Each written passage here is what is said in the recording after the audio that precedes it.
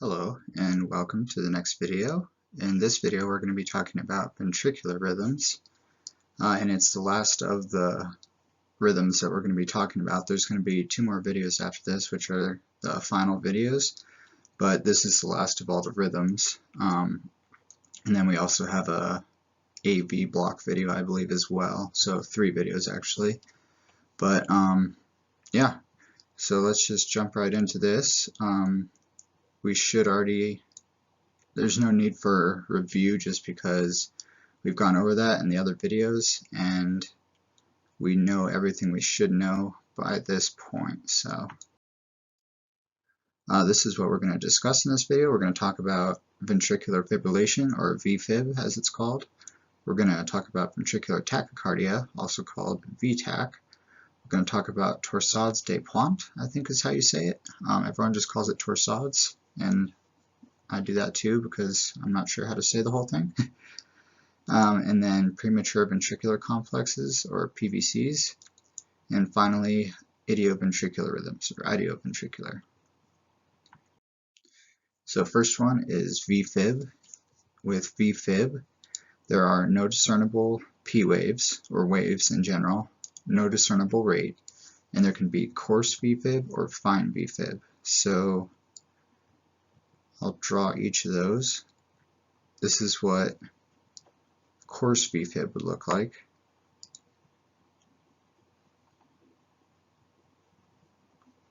Kind of like that. So it's just more wobbly, wider wobbles, I guess, larger. And then fine Vfib would be, whoops, besides that one, would be like that. So just smaller. And then I think we'll talk about it in the next slide. I don't have a picture for it, but I'll just do it now. Just the physiology behind it. So that's our heart. Draw our chambers. So with Vfib, there's just pacemakers all over in the heart. The automaticity of the cells is taking over and they're just all firing sporadically. And what that does, so you have an impulse like there, there, they're all firing at different times, so that causes there to be no organized rhythm to those beating cells, or depolarizing cells.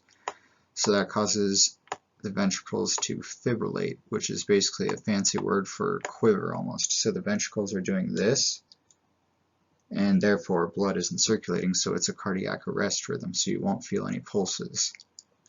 But that's what's going on in the ventricles when that happens. And also, it's been shown that coarse Vfib has a better chance of being revived. You have a better chance of getting them out of coarse Vfib than with fine Vfib. That doesn't mean you can't get them out of fine Vfib, it's just that there tends to be better outcomes or quicker outcomes with coarse Vfib. Alright, so up top, the first one, this is fine Vfib, and then down here is coarse Vfib.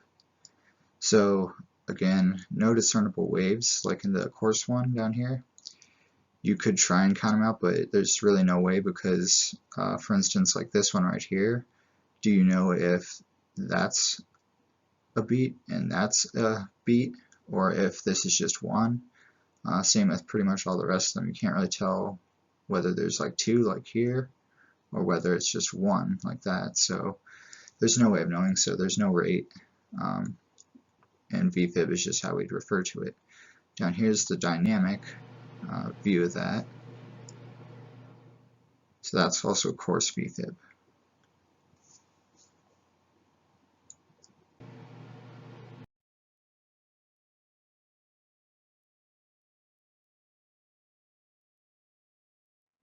Alright, so now VTEC. With VTEC, there are no P waves. The rate will be 150 or above. It's regular. There can be pulseless VTEC or VTEC with a pulse. And then there's stable versus unstable if they have a pulse. So pulseless VTEC, there's obviously no heart rate, so you won't feel a pulse.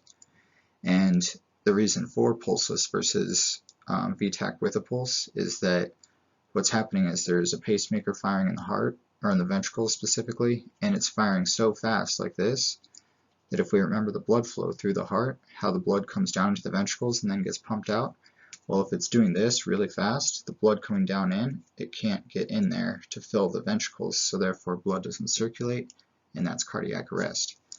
So with a slower VTEC, it's beating really fast, but there's still blood that's getting down into there, so the person still will have a pulse. So that's what causes the difference in pulseless versus VTEC with a pulse. And then stable versus unstable, that's just things like do they have chest pain, are they dizzy, do they look pale and sweaty, dizzy, all those things are unstable. If they have those, it's considered unstable.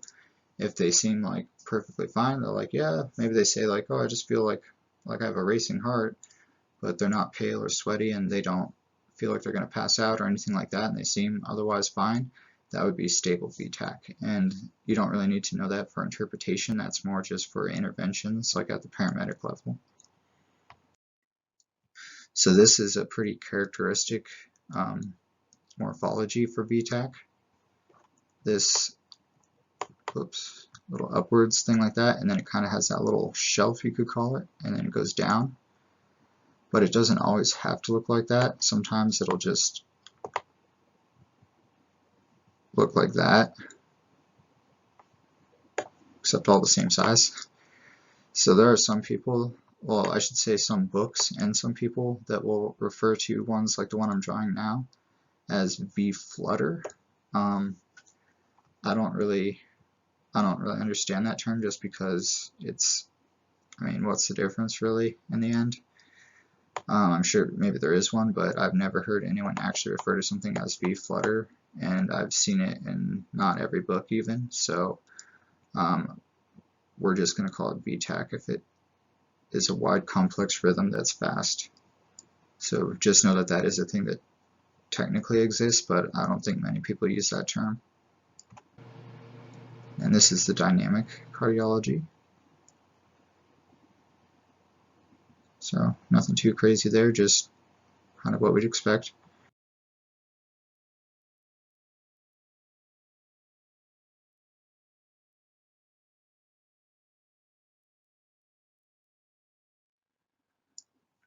Alright, so for torsades, there's fluctuating amplitudes of QRSs, or of complexes. It's a polymorphic tachycardia, so that means unlike VTEC, which is very monomorphic, so it can do like that, or it can be that just wave up and down, but with VTEC, it's going to look exactly the same. Each one will be identical. So that's VTEC. But then torsades, it'll do this, and then it'll slowly get bigger, and then it'll get smaller again, and then bigger, like that, and it'll just keep doing that. And what's going on there, I don't really understand how it applies, I guess, but basically what torsades de pointe means is twisting of points. So the electrical impulse is going from upwards to downwards, so positive to negative. And I have this IV tourniquet just for explaining. So what's actually it's doing is it's in a 3D view, it's twisting like this. But remember the EKG, it just shows us a 2D view. So it'll look like this, like what I drew there on the screen. It'll look like that in a 2D view. So it's bigger, smaller, bigger, smaller, bigger. But really it's actually twisting like that. So I don't know how that works out in like actual physiology, but that's what I was told, and that's what's going on. So just so you're aware. And then the rate with this, I believe it's going to be similar to VTEC. I forgot to add that in here, and so I will put that in the comments of this video since I forgot to include that. But I believe it's about the same as VTEC. So here's the breakdown of that. So it's big right here, and it gets small, the points twist, and then it gets big again. So let's watch the dynamic version, and this one's a little bit longer of a dynamic clip of it, just so we can see how it works. So bigger, points twist.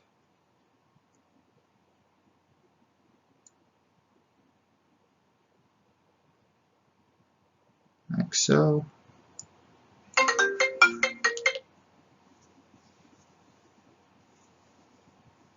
So that's Torsades right there. Polymorphic ventricular tachycardia, or a polymorphic tachycardia. It is ventricular, but I don't know, it could probably confuse people if you called it a polymorphic ventricular tachycardia, because they think, oh, VTEC, but it's not, because it's coming from different areas. Instead of VTEC, which is, like I said, the monomorphic morphology, because it's coming from the same area, polymorphic is, it's changing as it goes, so it's not VTEC, although it is a ventricular tachycardia technically.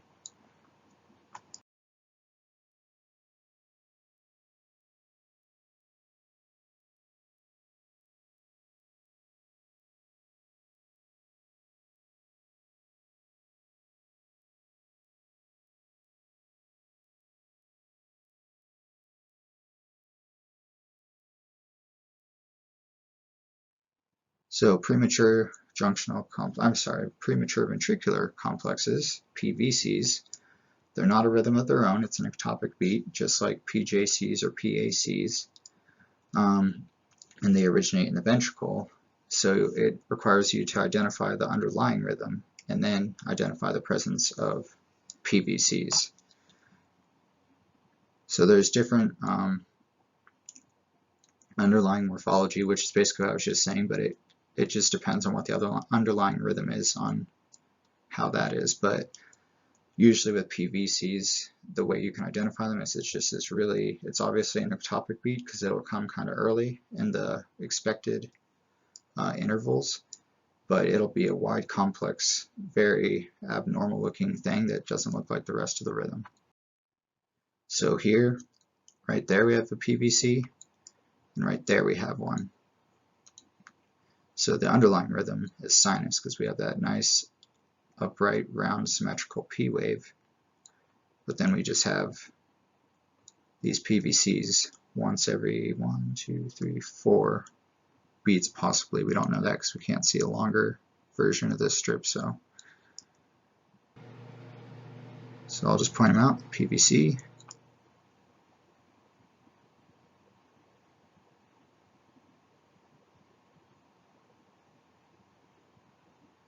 Still doing good.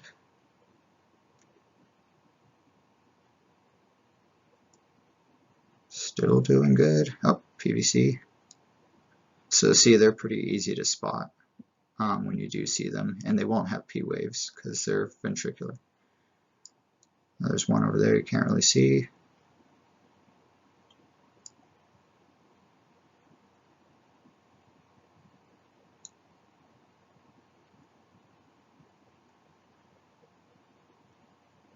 And PVC right there. Alright. So an idioventricular rhythm, or idioventricular, depending on how you say it, it is just like a junctional escape beat or escape rhythm. The only difference, which is why I put a exclamation point right here, is it is a wide QRS, and that's because with junctional rhythms, if we remember, it starts in the AV junction, so it comes down into the ventricles through its normal path, so it travels the same speed, and therefore the QRS is a normal size. With the idioventricular rhythms, I'll draw the heart again, it's starting down in the ventricles, so I'll just draw from the AV junction down, so our AV node. So if we have that as our normal pathway, and our impulse starts like over here, it'll then spread throughout the cells like it would normally do, but at the same time it's also going to have to travel back up and over into this side, so that causes it to take longer, which causes a wide QRS, whereas a junctional rhythm will just come straight down and up through its normal path at a normal speed. So that's the key difference, because junctional rhythms can also be without P waves, but if we saw a junctional rhythm without a P wave or an idioventricular rhythm, that's how we would determine which is which. Is your QRS normal, like less than 0.12 seconds, or is it greater than that? And then accelerated idioventricular rhythms are just anything that is morphology-wise and QRS width-wise, interval-wise, is greater than normal, but the rate is 50 to 110. So that's what it looks like. If we go through our steps, it is very regular. There are no P waves. We can't get a PRI because there's no P wave. The QRS is pretty wide. So that would tell us this is an idioventricular rhythm, and also the rate, if we count using the multiplication method, be a rate of 30. Ooh, that's a terrible 3. I'll just draw it over here. 30. If we do the dark line method, it would be 300, 150, 100, 75, 60, 50, 40, 30, and then this is 20, but I think I mentioned it in another video. Once it gets to be really slow, that dark line method kind of becomes a little less accurate. So if we use them in combination, though, 20 and then what we got of 30, you could say like 25, 30-ish, but I'd just go with 30 in this case. So when it comes to that with slow rhythms, the way you count it is kind of, you have to use your best judgment basically.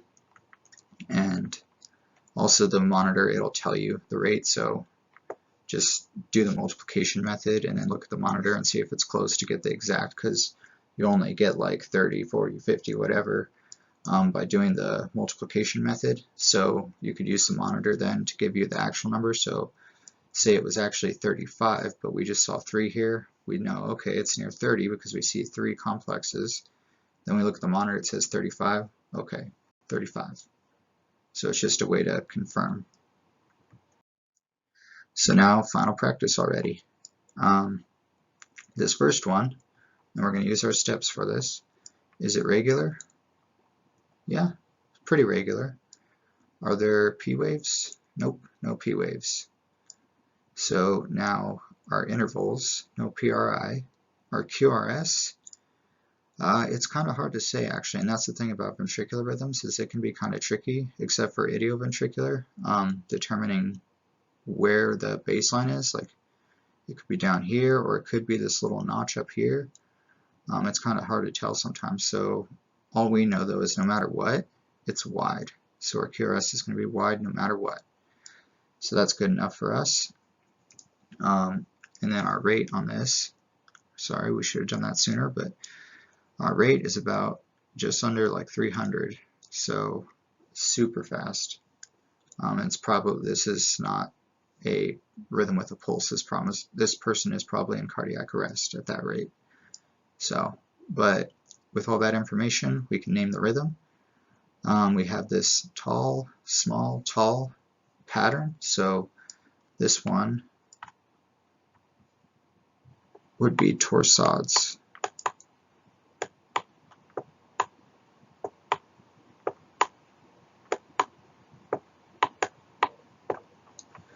Alright, so the next one, is it regular?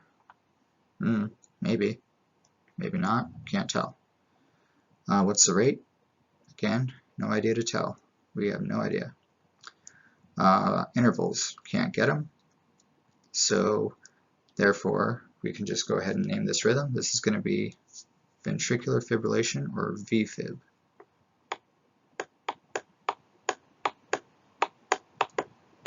And this would be fine Vfib because it's not like that. It's much more small, so it's fine Vfib.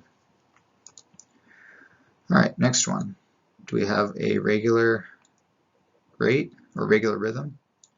Yeah, regular. What is the rate? Looks like 30. Let's see. Let's count just from this like second box looks like. So 300, 150, 100, 75, 60, 50, 40, 30, and then again we kind of get that 20-ish range, so that's where I would look at the monitor and see what it says. I would call this 30 if I didn't have that option, but we just confirm with the monitor.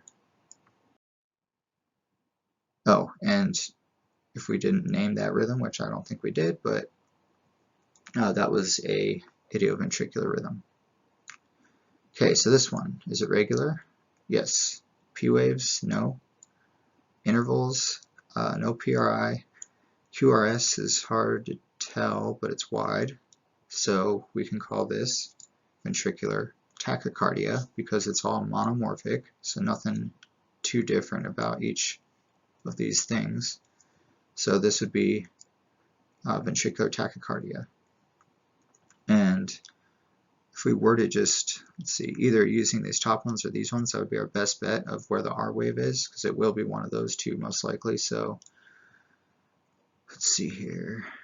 With this one, 300, 150, so it's a little over 150, quite a bit actually, but and then if we check on these ones down here, we have, let's see, 300, a little over 150, so it's the same either way. So we can guesstimate that it's between 150 and 300 beats per minute.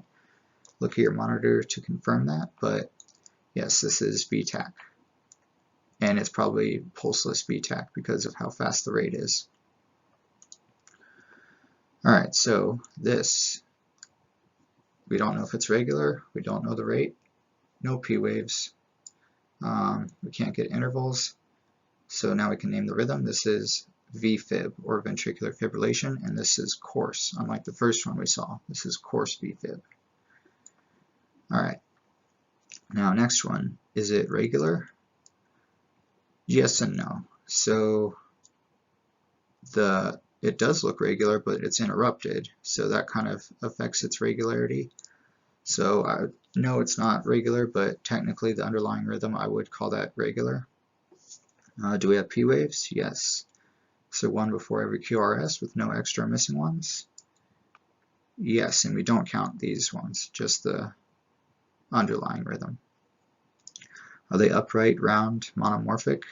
Yes. Symmetrical? Yes. So let's see what the rate is. 300, 150, 300, 175. So it's just under 100. So with that, we can say the normal rhythm. And also if we check our intervals are good.